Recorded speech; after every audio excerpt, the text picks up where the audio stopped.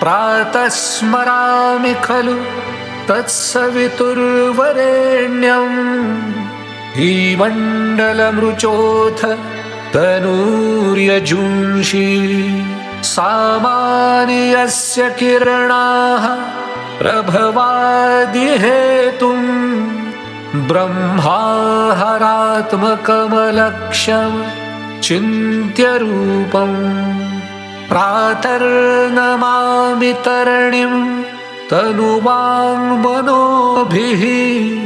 ब्रह्मेन्द्रपूर्वकसुरैर्नुतमर्चितं च वृष्टिप्रमोच विनिग्रह हेतुभूतं त्रैलोक्यपालनपरायण मादिदेवम् प्रातर्भजामि सवितारमनन्तशक्तिम् पापौघशत्रुभयरोग हरं परं च तं सर्वलोककलनात्मक कालमूर्तिम् गोकण्ठबन्धनविमोचन मादिदेवम् ॐ चित्रं देवानामुदगादनीकं चक्षुर्मित्रस्य